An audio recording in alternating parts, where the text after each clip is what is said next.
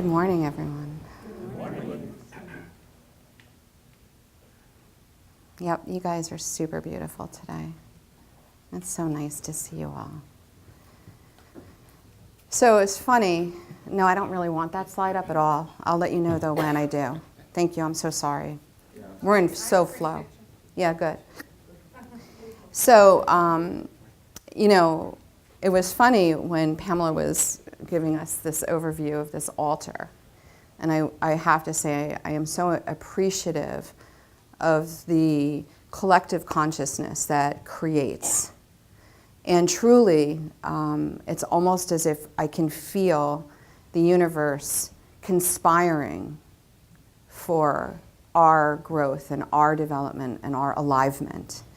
And so honor and respect to you for listening to your heart and for being evolutionary and, not totally being in the box at all. And I am grateful for Dana, whom I texted yesterday at some point when I remembered to and said, hey, heads up about the service. And he said, I'm so glad you gave me a heads up. So we really do create as we go because we surrender into the opportunity to listen. So 2 weeks ago, we talked a little bit about Lent, and we talked a little bit about the 40 days that ensue with Lent. And what's really interesting is the Bible is filled with amazing stories. We call it allegory. And we could, talk about who wrote the Bible, who wrote the stories, how did they come to be. But when we strip all that away, what we know to be true about the stories within the Bible is that we are the players. When it all comes down to it, we are in each and every story. Our divinity is based on our own evolution of our own spirit and our own soul. And we are the drivers. We are the ones that are in charge of our consciousness. What an empowering statement to make. And at the same time, what a fearful statement to make. It just depends on the moment in which you are there. And so in those Christian traditions, as you were mentioning it before, we honor them, but we use them also for our lessons, for our opportunities for internal growth. And so today we're going to start with a stone. We're going to start with a stone that stood in front of the tomb where Lazarus laid. That happened the day before Jesus came into Jerusalem. Lazarus was friends with Mary and Martha. You guys remember the Mary Martha story, right?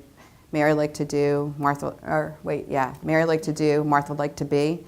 Well, Jesus, did I get it right? Yeah. Okay, good. Well, Jesus was really good friends with them. Jesus would come over and hang out, and he would really just share some time and space with them. So there was a great kinship there between Lazarus and Mary, Martha, and Jesus. And so when Lazarus, I'm going to keep saying it wrong, got ill, his sister sent word to Jesus. And Jesus was aware of that. But he hung out where he was for another 2 days before he decided to trek out to Bethany to go check out what's going on with Lazarus. Well, by the time he got there, he found out that Lazarus has actually been laying in that tomb for 4 days. And he was filled with some strong emotion around that. And so he says, and it's really in John, and I did bring it, because I thought it was really, really important. So when he arrives, he meets Martha. Then Martha says to Jesus, "My Lord, if you had been here, my brother would not have died. But even now, I know that whatever you ask of God, he will give you." Jesus told her, "I am the resurrection and the life. He who believes in me, even though he dies, he shall live. And whoever is alive and believes in me shall never die." Okay, so it's all contextual on the words, semantics, die, make sure your heart stops breathing, or is it a spiritual death? We all know what we're really going to be aiming for here. So when he goes to the tomb, he tears up. He becomes very emotional. And he stands there and he says, "Take away the stone." And Martha is like, wait, I'm not sure we're all clear on this. He's been in there for 4 days. The stone is in front of the tomb. He's been dead, like he's dead. And there's probably an odor around him. And Jesus is like, really? Like, do you think I care? If I say to you, take away that stone, then I really mean it. Take that stone away. And so with much effort, they get down there and they move the stone. Okay. With that, Jesus raises his eyes up into the heavens. And I want to tell you what he says. O Father, I thank thee, for thou hast heard me.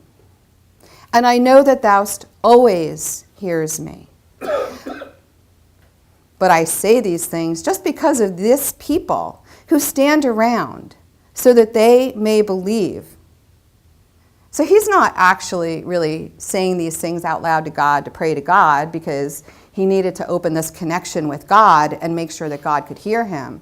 He's like, hey, God, I know that you and I are tight, and I have this instant connection back and forth. I'm really saying this because we have some disbelievers in the group over here, and I need to prove to them that actually you and I talk, and they can see evidence of that. In fact, that's why Jesus would do miracles. Jesus only did miracles not out of the goodness of his heart, not because he took pity on anybody, but because they all served a purpose. Everything Jesus did was with intention.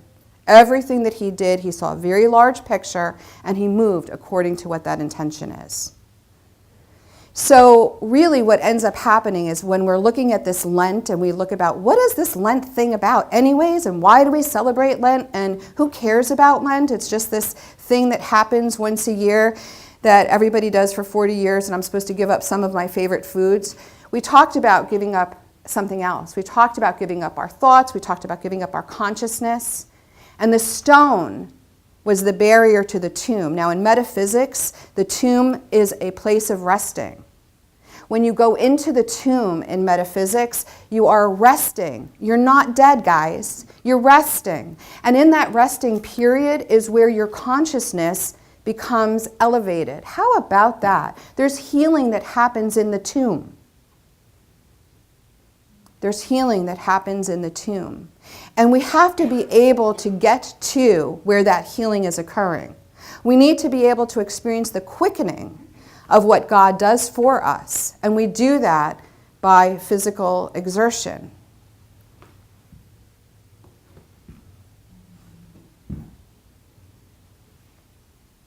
David, what was I just doing? I was moving the rock. Absolutely. See, I wasn't weightlifting all those years for nothing. Sorry. So that's part one.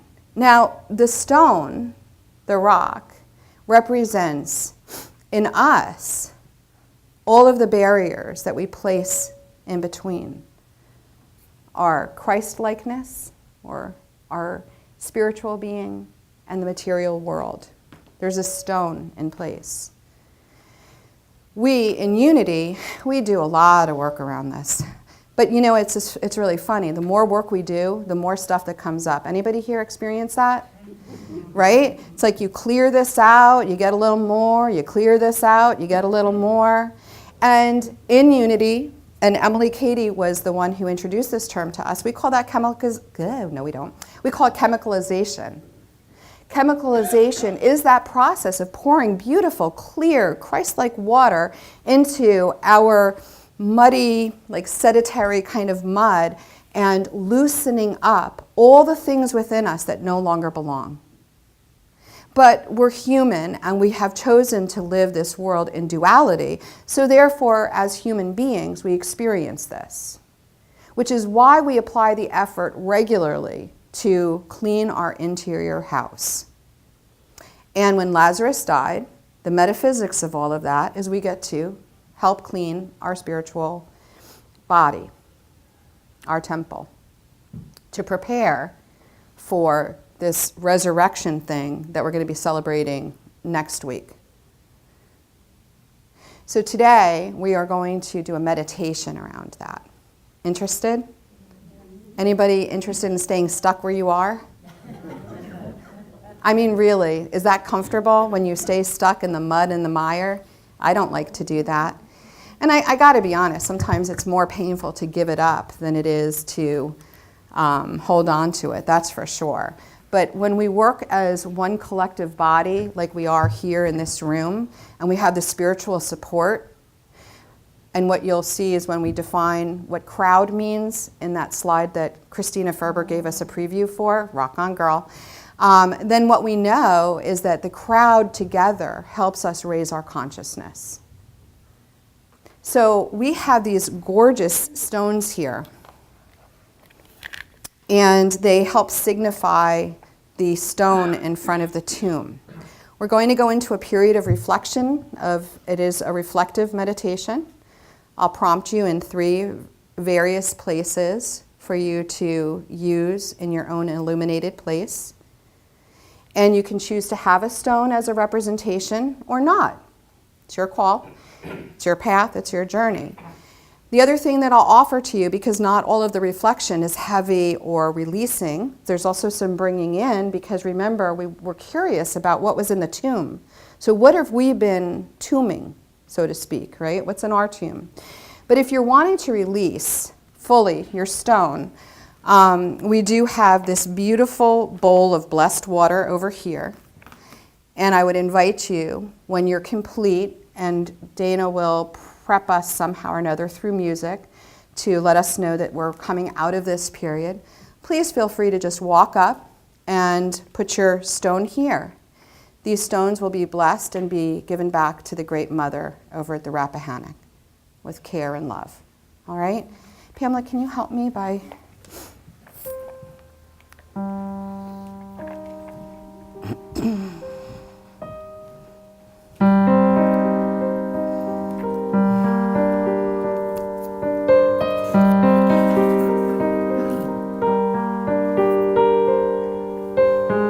So if you just prepare yourself while the stones are coming around, allow yourself to settle into a place of comfort.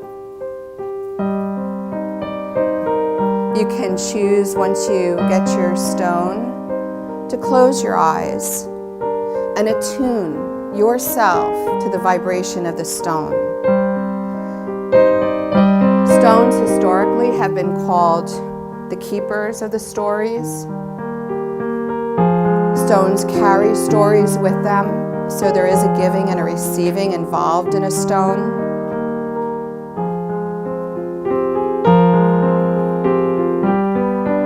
And allow yourself to just settle down and be.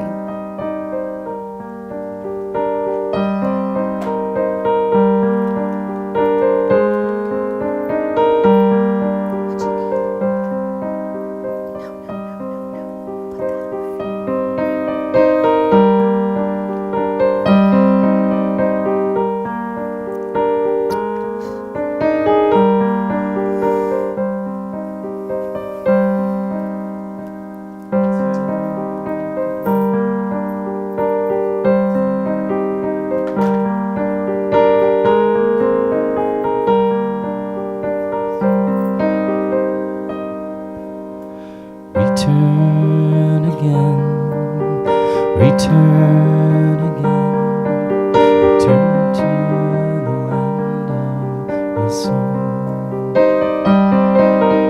Return to what you are, return to where you are, return to who you are, born and reborn again. Return again. Return again, return to the land of your soul.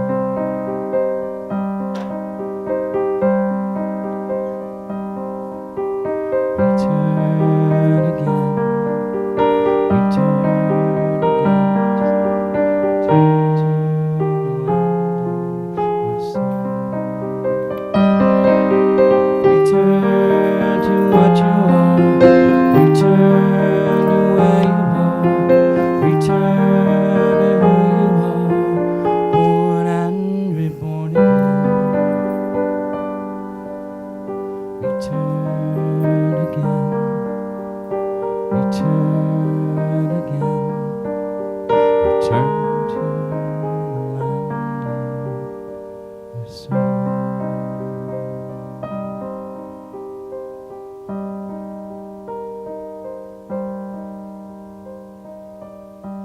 Notice the stone in your hand.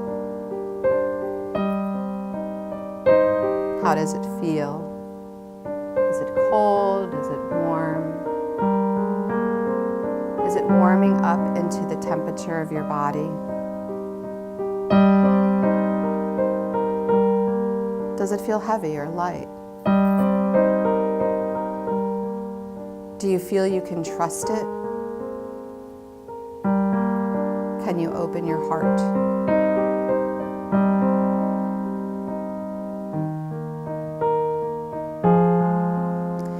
The subconscious that lives within each of us is based on our own thought consciousness. It works on memory. And so there are things that live deeply in our subconscious that no longer serve us. Allow yourself now to bring out what is buried in your subconscious. Be willing to allow those thoughts, those experiences, those memories to come up. Roll the stone from the tomb. Remove any blocks to that which we have neglected or allowed to die within.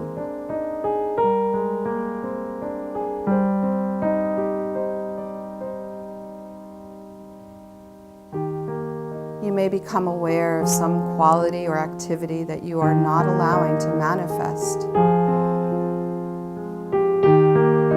Look deeper to see the barrier, the stone, and deposit all that in the presence of your stone.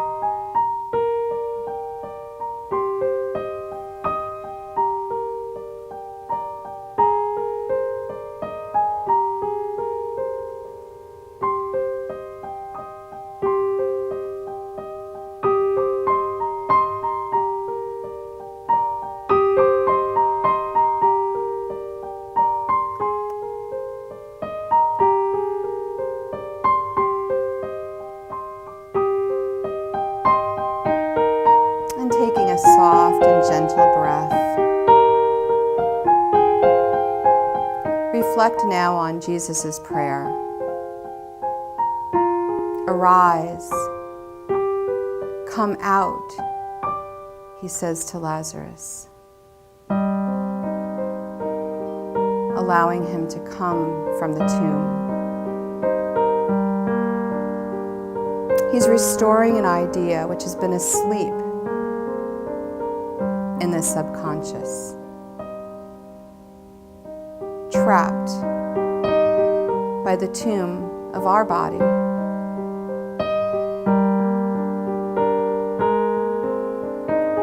Call to mind any ideas that you believe have fallen asleep. An old talent, pottery, writing, playing a musical instrument, a relationship improvement you might want to restore, a health commitment. And allow those to now come forward and be placed in the embodiment of the stone.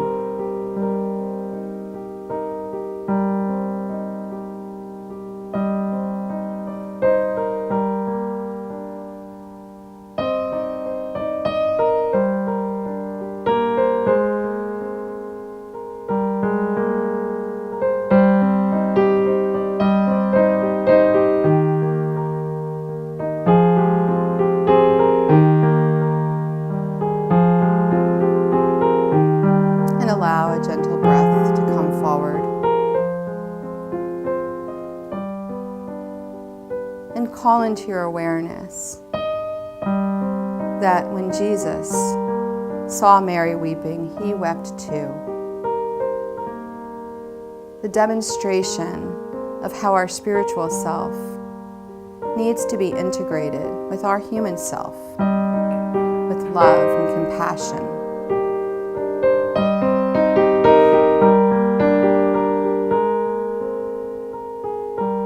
And allow this time now to integrate for you with love and compassion, the human nature that you are with the spiritual nature that you are.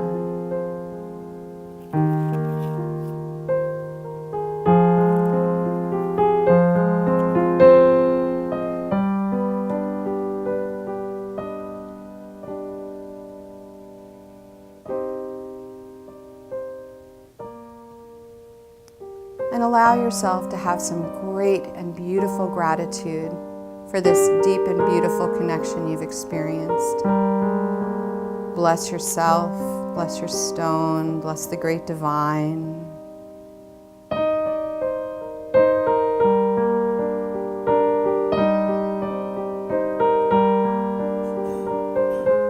And be present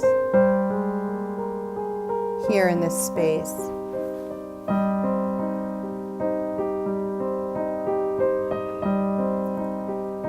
Return again, return again, return to the land of your soul. Bring yourself back here into this room. Return again, return again, return to the land of your soul.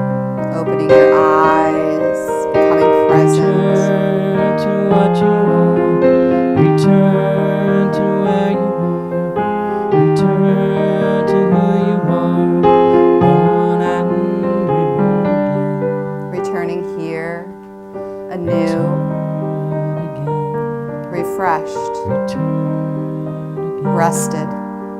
return to the land of your soul.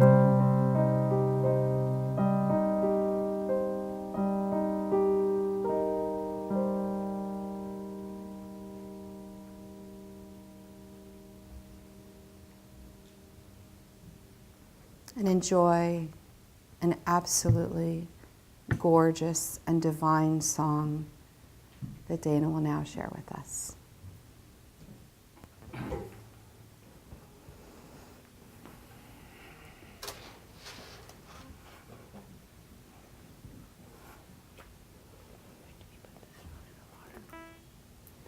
Oh, Yes. as he's singing, if you would like to put your stone in the water, please do. Thanks, Charlene. It's okay. He doesn't mind that. No, I don't. So I wrote this song years ago, and it was kind of like I overheard a conversation between Jesus and God, and kind of a human moment that he was having, and it's called Miracles. I love Ricotti. Yep, absolutely. It's right there on the edge of the...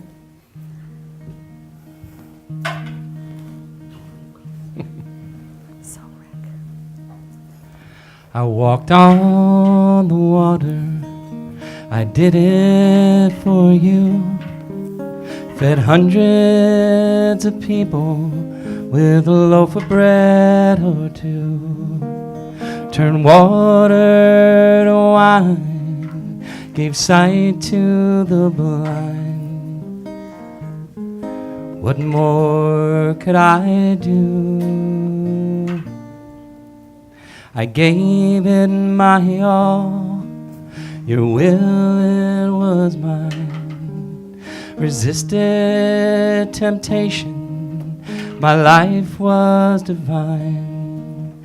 I showed them the way, what a price I did pay. Sometimes I felt so blind, they wanted miracle, I gave them miracle. Like walking on water and parting the seas. They wanted miracles. I gave them miracles. And just look at what they gave me.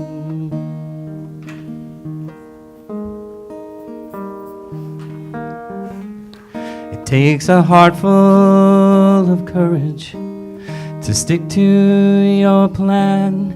You walk us into the fire to get to the promised land. Sometimes the flames are so bright, I just can't see your light. But I can always feel your hands. Now my days on earth are over. I taught them all that I can. They've got the power of your spirit in the palm of their hands. It's all up to them now to continue your plan. I just pray they understand. If they want miracles, they can work miracles, like ending world hunger, creating world peace. If they want miracles, they can work miracles by following your plan just like me. If they want miracles, they can work miracles, like ending world hunger, creating world peace. If they want miracles, they can work miracles by following your plan just like me. By following your plan just like me.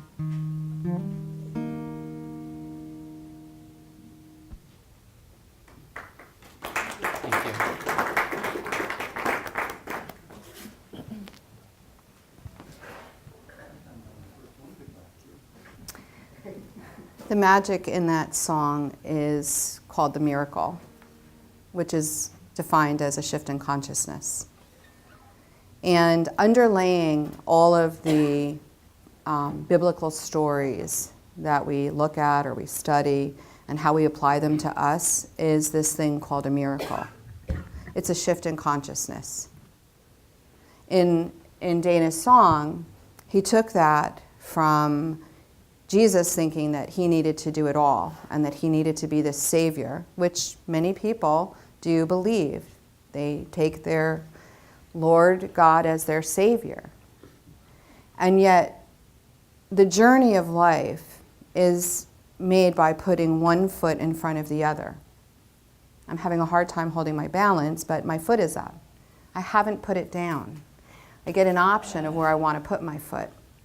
If I put it in front of me, that's going to take me in one direction. If I put it to the side of me, it's going to move me somewhere else. And if I put it behind me, I'll be grateful that my yoga classes have been paying off. It'll take me in a different direction. So where do you want to put your foot down? What is your reality? What is your sense of desire? What is your hope? And the truth of the matter is that when we look at the Palm story, Palm Sunday story, this slide, we look at all of the magnificent metaphysics that is there. I hope you can all read this. It wasn't really meant for reading, it's just meant for if you wanted to read it. I don't do PowerPoints, I'm so sorry guys. Tom did say to me, do you want me to do it? And I was like, no, I've got this. So I'll apologize. Thanks, Kay, for putting your glasses on and leaning forward. Let me just go through some of the important factors here because I can't even read it from back there. So Jesus represents our abiding consciousness of inner peace. Jerusalem, sorry about that.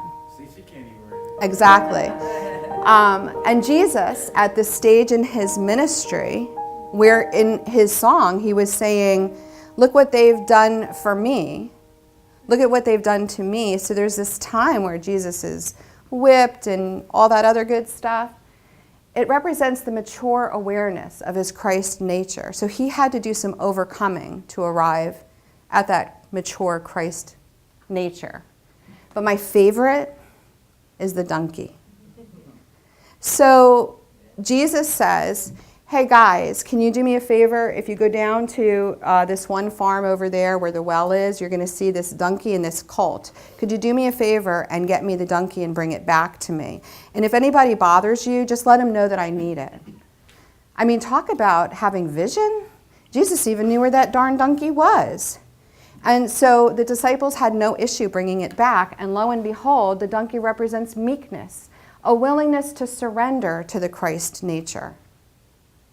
So you have on one hand this amazing meekness that says, I am your servant, I am willing. And then we have palms, which signify the spiritual strength, receptivity, and enthusiasm. So I don't know about you guys, but I think I need a little bit of that when I'm going to go perform my own miracles. I need to tap into what's inside of that palm.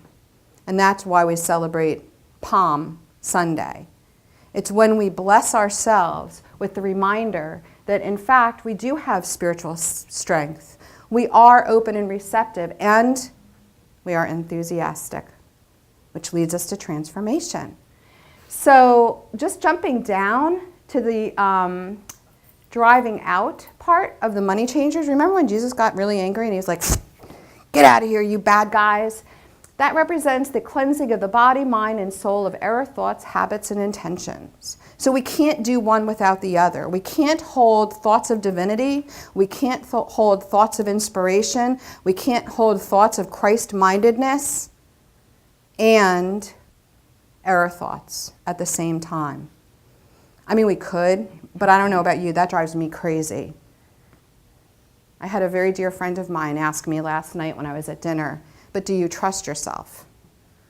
And in that one moment, in one hand was all of the times that I came up with my own wound.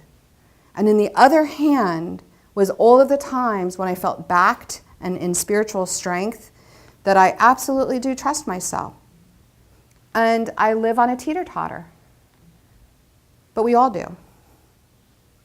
So we're going to take a moment now and we're going to bless these palms for us all. I'm going to move these beautiful stones over here by our Christ candle.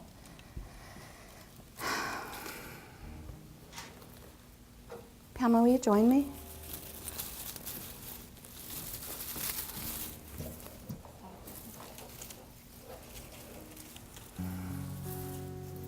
And we affirm together.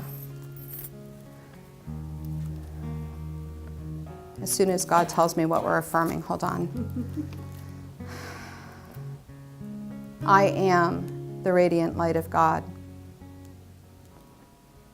I am divine in nature. My divinity shows in all aspects of my life. I am free and clear of the lack and limitation that I carry with me, and I elevate my consciousness to its highest degree. I am your servant, God. I am willing and strong and able. I cheerfully and joyfully go forth into this world to do your work. And so it is. Yeah. We have palms here for you each. They're symbols. You may not be symbolic, you may be symbolic. So just as we did with the rocks, if it's something that you're interested in having, please let me know. You mean the rocks? You mean the rocks? I did. What did I say? I was. Oh, yeah. Mm-hmm.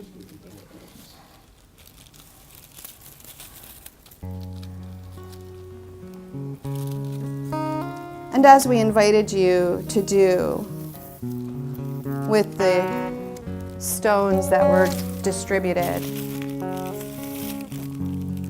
I'm going to ask you to feel into your heart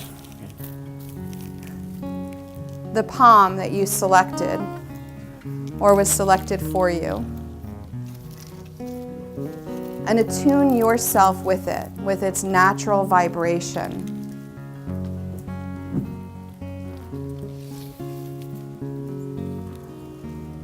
Just like you are an individualized expression of God,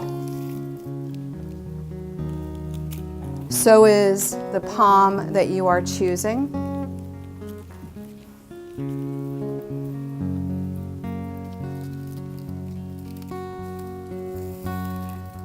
There is only one of you in this world, and therefore there is only one way to show up and grace the world.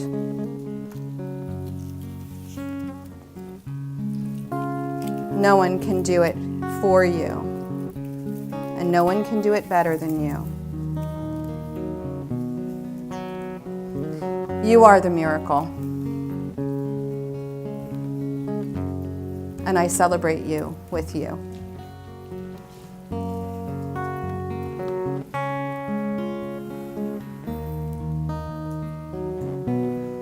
So I end today as I began today.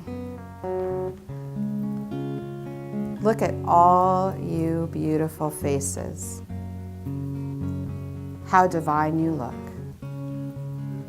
How blessed we are. Thank you so much. Honor and respect to you all.